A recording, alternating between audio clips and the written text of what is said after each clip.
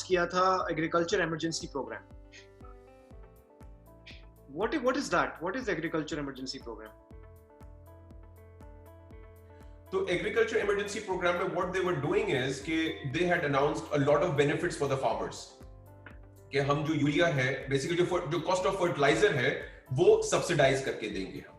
अच्छा. लेकिन अब उसमें जब उन्होंने अनाउंसमेंट किया था तो उस वक्त ये चावल, ये जो आपका सीजन है मई ऑनवर्ड्स, ये राइस क्रॉपिंग सीजन होता है सिंध में फॉर एग्जांपल, पंजाब में भी इसमें इस टाइम पे फसलें लग रही होती हैं. बट अनफॉर्चुनेटली मैंने खुद अप्रोच किया था अपने सप्लायर को कि ये पैकेज अनाउंस हुआ है इतने अरब रुपए का, तो उसका मुझे क्या फायदा होगा. तो उन्होंने बोला जी अभी तो जो स्टॉक पड़ा हुआ है ये तो जिस प्राइस पे आया था ये तो उसी पे ही बिकेगा, तो जब नया स्टॉक आएगा आफ्टर द अनाउंसमेंट जो प्रोडक्शन होगी उसका हम आपको बेनिफिट दे देंगे. बट देन अगेन वो बेनिफिट ट्रांसलेट नहीं होता. अनाउंसमेंट्स तो हो जाती हैं गवर्नमेंट के लेवल पे, but it does not gets translated to the on ground. Execution remains the problem. Execution remains the problem, और वो आते आते भी हमें काफी टाइम लग जाता है उसका. तो वो जो पॉलिसी लेवल का जो एक मैंने आपने जो जिक्र किया था कि एक वैक्यूम है ऊपर की लेवल पे और प्रोविंशियल लेवल पे, वो बेसिकली क्रिएट करता है सरप्लस और शॉर्टेज ऑफ फार्म प्रोड्यूस. सही. अच्छा, दूसरा क्वेश्चन ये है कि अक्सर हम पढ़ते हैं कि जो हमारे फ्लैगशिप क्रॉप्स हैं, या जैसे लेट्स से पोटैटो हो गया, टमाटर हो गया, अक्सर उसकी आउटपुट में शॉर्टेज आ जाती है, और हम ऐसा भी हुआ है पिछले सालों में कि हमने इंपोर्ट करना शुरू कर दिया बनिस्बत के एक्सपोर्ट के. राइट. वो सिनेरियो क्यों बिल्ड होता है, वो किस तरह से होता है? एक तो ये बहुत लोगों का सवाल है. दूसरा मैं आपसे एक और सवाल है जो लोगों का अक्सर है, जो उन्होंने पूछा, वो ये है कि प्राइसिंग में इतना फर्क क्यों है बिटवीन कंज्यूमर डिमांड, और इतना बड़ा स्विंग है उन चीजों में भी जो कि बिल्कुल एक तरह से स्टेपल फूड है. तो इन दो सवालों के जरा जवाब दे दें ताकि लोग सुकून आए. अब आपने टमाटर और आलू का जिक्र किया, तो उसमें मैं आपको टमाटर का एग्जांपल देता हूँ. अब टमाटर का आपके पास जो है पोस्ट हार्वेस्ट लॉसेस बहुत हाई है बीइंग अ पेरिशेबल क्रॉप, क्योंकि आपके पास स्टोरेज फैसिलिटीज नहीं है. ठीक है, तो एक स्टोरेज हो गया. एग्जैक्टली. अब आप ये देखें कि पुर्तगाल, जिसको हम पोर्चुगल कहते हैं, वहां पर 20,000 हेक्टेयर के ऊपर 19 लाख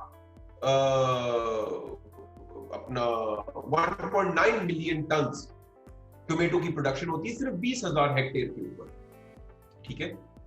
जबकि पाकिस्तान में सिर्फ 5.5 लाख टन यानी कि 0.55 मिलियन टन प्रोड्यूस होता है ऑन 70,000 हेक्टेयर्स, यानी कि 3.5 टाइम्स मोर एरिया, और आपकी जो प्रोडक्शन है वो सिर्फ 25%. तो उसमें और उसकी काफी रीजंस हैं. उसमें आपके पोस्ट हार्वेस्ट लॉसेस हैं, उसमें आपकी लो यील्डिंग सीड वैरायटीज हैं, उसमें आप अगेन वही बात आ जाती है कि जो फार्मर लगा रहा है उसकी कोशिश ये होती है कि बस मैं बेसिक फर्टिलाइजर ही दे दूं तो बहुत बड़ी बात है, कहां तो मैं पोटैश इस्तेमाल करूं, क्योंकि potash is very important as vegetables या फ्रूट्स. कोई भी आप प्लांट लगाते हैं तो उसको फ्रूटिंग में हेल्प करता है पोटैश बेसिकली. अब पाकिस्तान में जो पोटैश की बोरी है, एक बोरी वो एक पॉइंट पे 6,800 की तो मैंने खरीदी है. अब फॉर एग्जांपल मेरे फार्म पे बनानास लगे हुए, बनाना की पर एकड़ रिक्वायरमेंट 9 बैग्स ऑफ पोटैश है, 3 बैग्स ऑफ डायमोनियम फॉस्फेट है, या 4 bags of diammonium phosphate DAP जिसको बोला जाता है, और 1 से 2 बोरी यूरिया है. आपको पता है उसकी जगह हमारे जो फार्मर्स हैं बनाना के डिस्ट्रिक्ट ठट्टा में, वो क्या देते हैं, वो 9 बोरियां यूरिया की देते हैं, 1 बोरी डीएपी की देते हैं, क्योंकि यूरिया की बोरी 1,800 रुपए की है.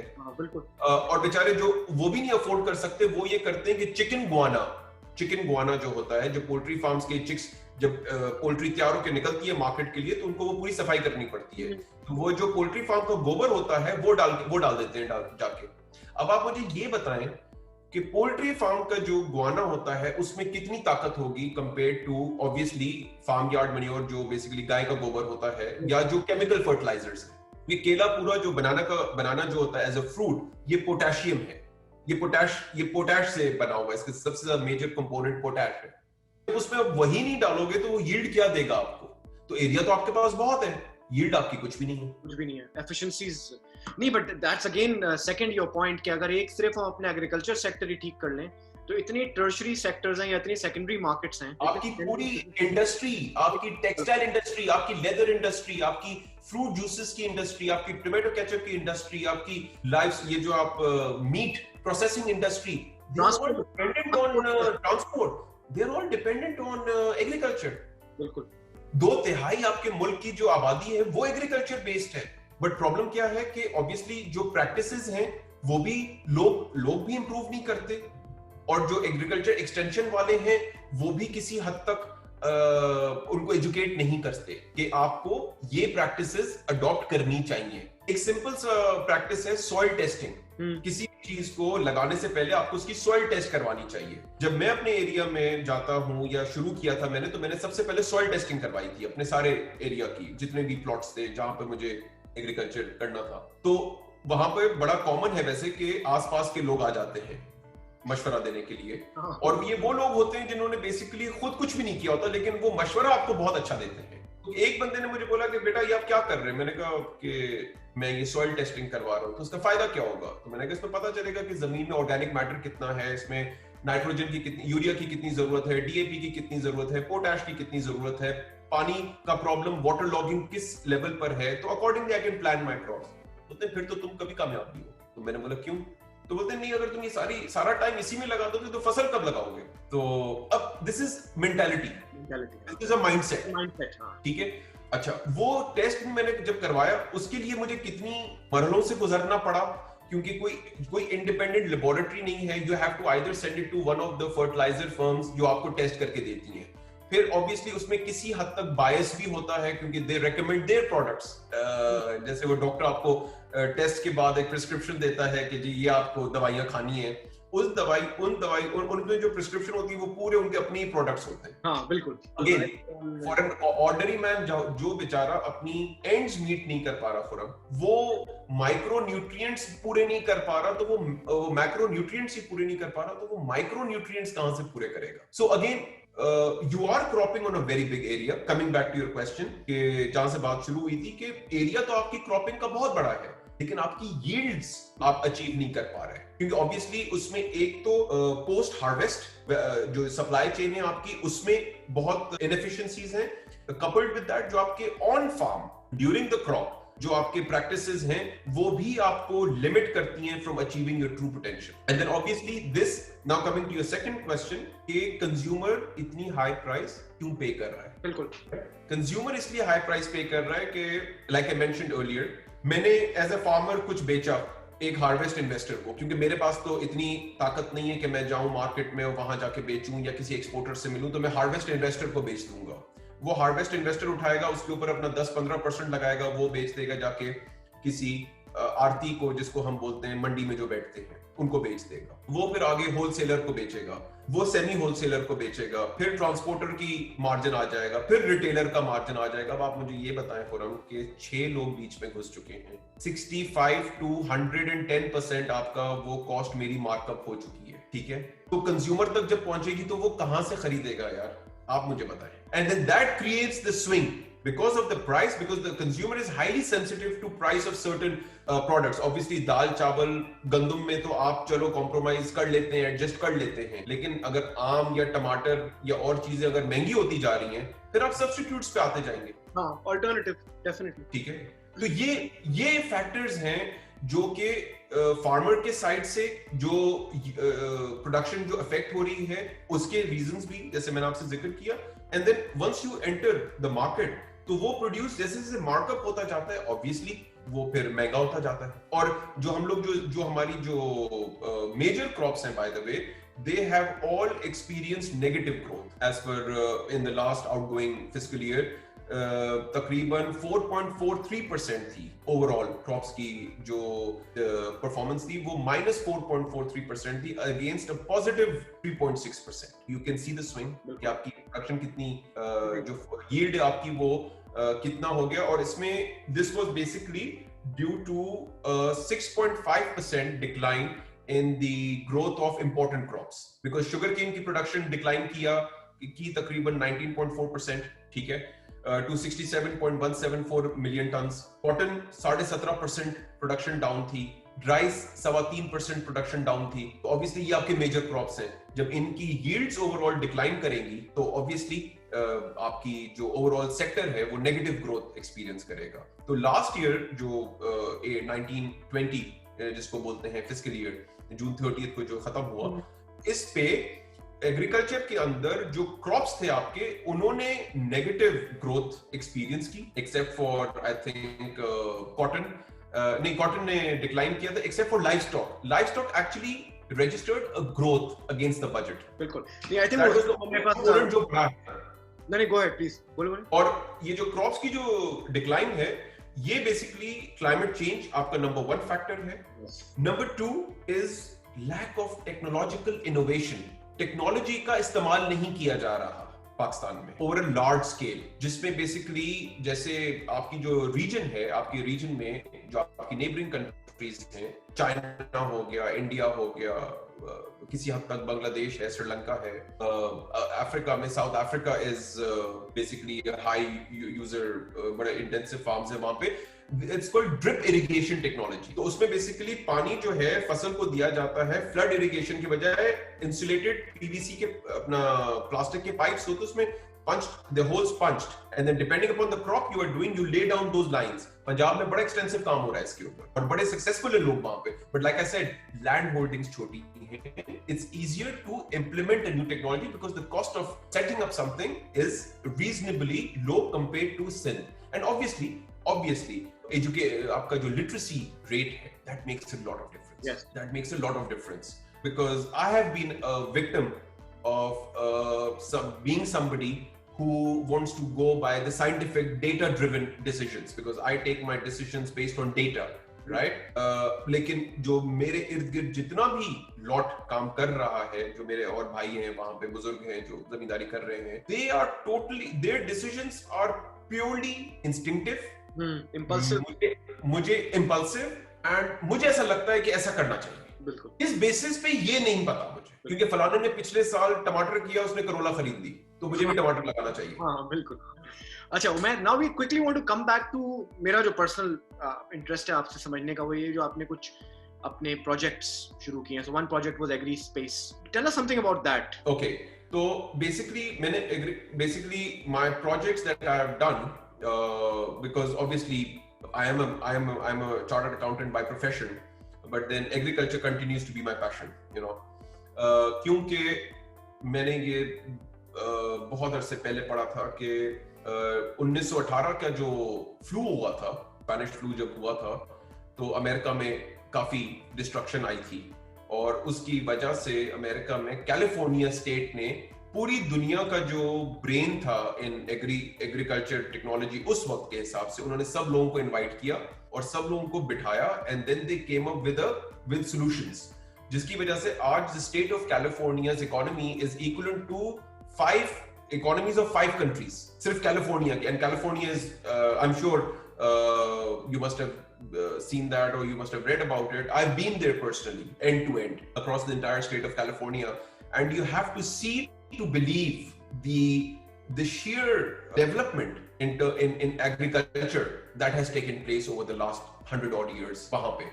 यहाँ तक कि वहां पे कहीं पर भी मैंने फ्लड इरिगेशन देखी ही नहीं है। Everywhere they have laid down, either they've got jet sprinklers or they've got drip irrigation systems और huge massive air गन्स होती हैं जिसके थ्रू वो पानी इंजेक्ट करते हैं, स्प्रे करते हैं on the crop. So and their crops are beautiful, I mean they grow everything from oranges to apricots to apples to you name it and they have it. तो मैंने जब ये स्टार्ट किया था basically in 2008 I entered into agriculture, और वो basically ये था कि ऑब्वियसली मैंने कुछ वॉइड्स, इंस्टीट्यूशनल वॉइड्स जिसको मैं कहता हूँ, वो आइडेंटिफाई किए थे in the economy of Pakistan, especially in the rural economy, और that was basically in the area mainly जहां पे टेक्नोलॉजी का यूज नहीं है to achieve domestic food self sufficiency, ठीक है। obviously rudimentary manner, पुराने तरीकों से, archaic तरीकों से हो रहा था सब कुछ, you know।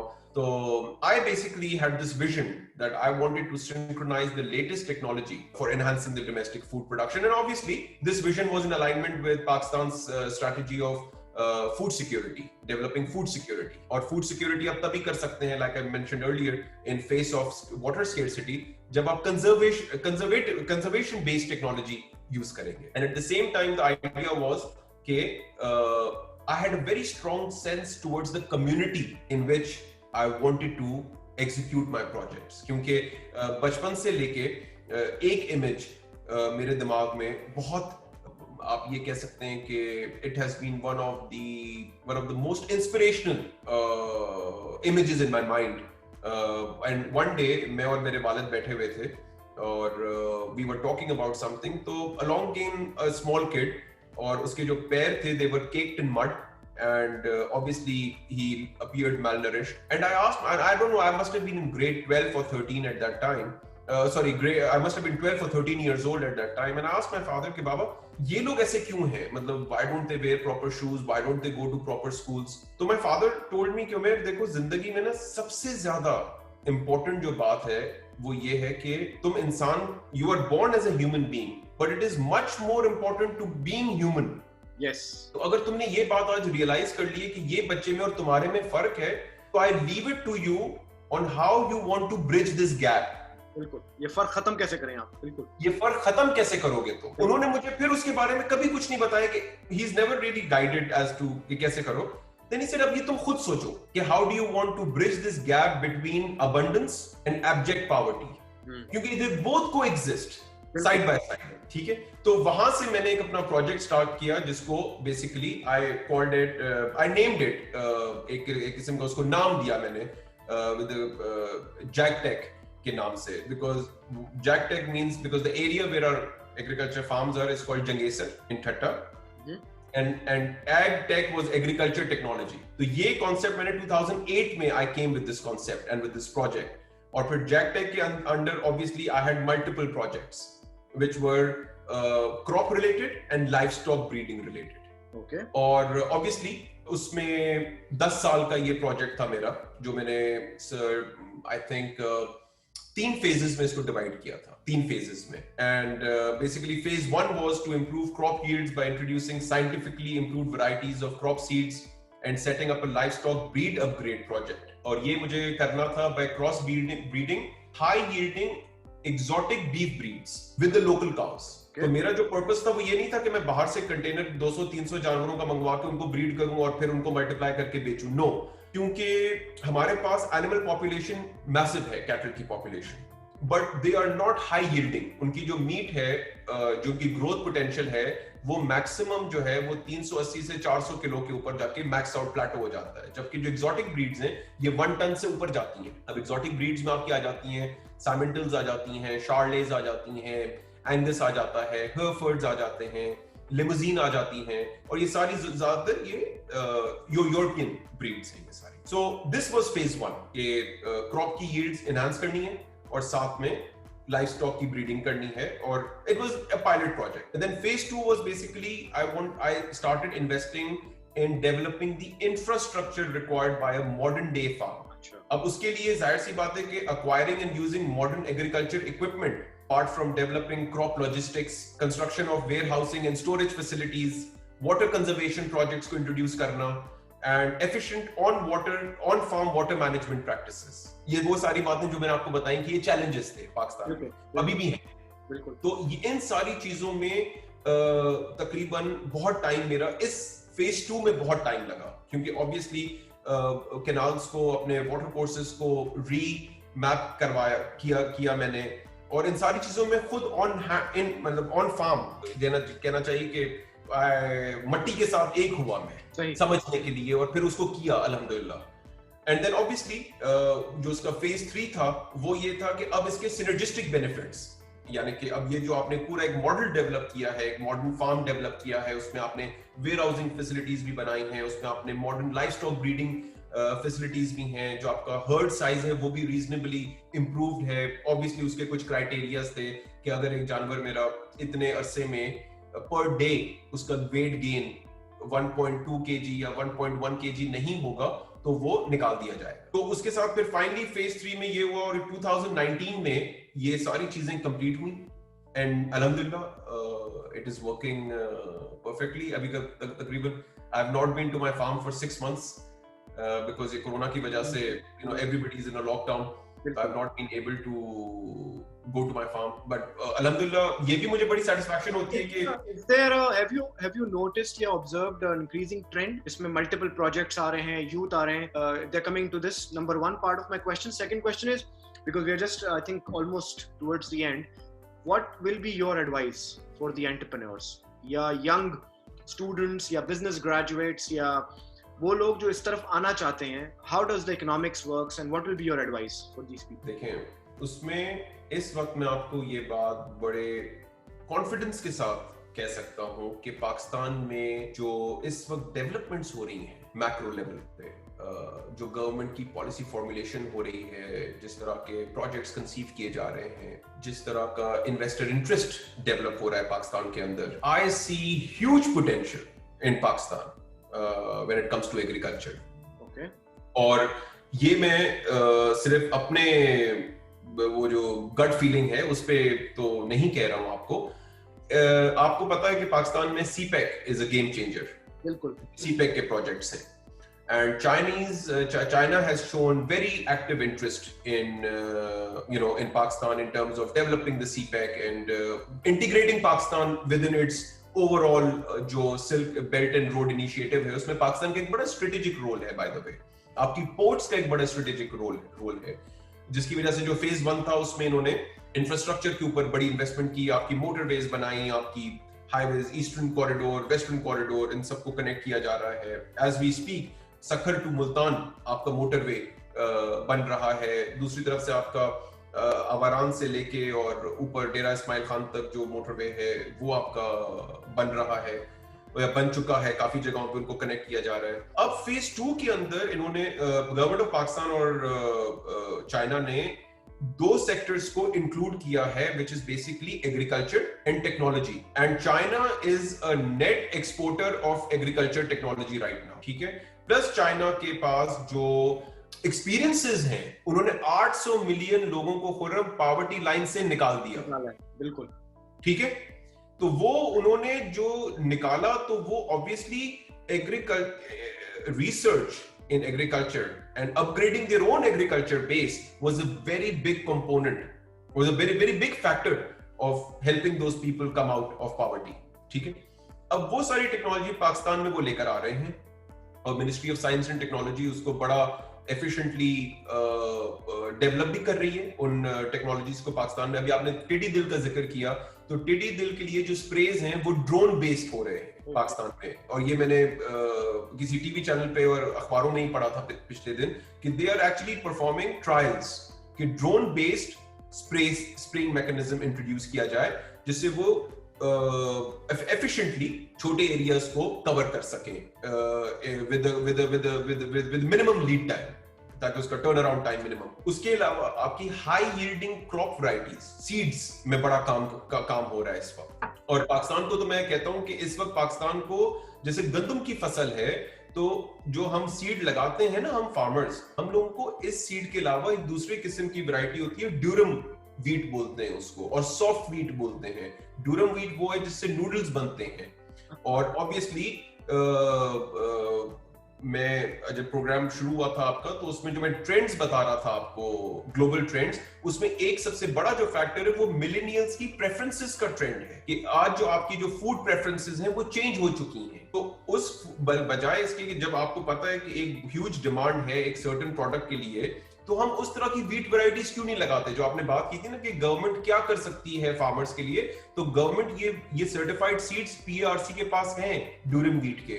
उनको हर जमींदार को बोलना चाहिए भाई जहां 50 एकड़ गंदम लगा रहे हो तो 10 एकड़ पे आप ड्यूरम लगाओ, 40 एकड़ पे आप नॉर्मल गंदम लगाएं, ताकि आहिस्ता-आहिस्ता मिक्स चेंज हो. यस, क्योंकि ड्यूरम वीट है, ये कंटेनर्स में बिक जाती है इंटरनेशनल मार्केट में, और आपको एक्सपोर्ट में इसके ज्यादा अच्छे पैसे मिलते हैं. और सॉफ्ट वीट वो होती है जिससे बिस्किट बनते हैं सिर्फ. बिल्कुल. ठीक है.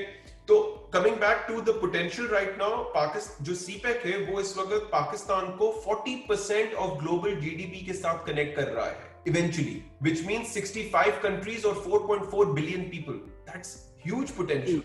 That's huge. Huge potential. ठीक है. उसके अब उस CPEC की वजह से आपका जो एग्रीकल्चर इंफ्रास्ट्रक्चर है उसको स्ट्रेंथन भी किया जा रहा है और अपग्रेड भी किया जा रहा है. Adjoining the route of CPEC. तो जहां रूट है सीपेक का, आपके जो इंडस्ट्रियल जोन्स हैं, आपका रशाकाई में है, ऑब्वियसली आपका फैसलाबाद में है, आपका धाबीजी में है, इंडस्ट्रियल जोन्स जो अभी तक इन्होंने अनाउंस किए हैं। तो इन इंडस्ट्रियल जोन्स के इर्द गिर्द जब डेवलपमेंट होगी इंडस्ट्री की, तो मैं अगर टोमेटो फार्मर हूं तो मुझे मंडी में जाके मिडिलमैन को अपना प्रोड्यूस औने पौने दामों बेचने की जरूरत नहीं पड़ेगी, क्योंकि फिर मैं टोमेटो फैक्ट्री वाले को बेचूंगा डायरेक्टली। बिल्कुल, क्योंकि टमाटर की सीजन तो सिर्फ 5-6 महीने होती है ना। बिल्कुल। I think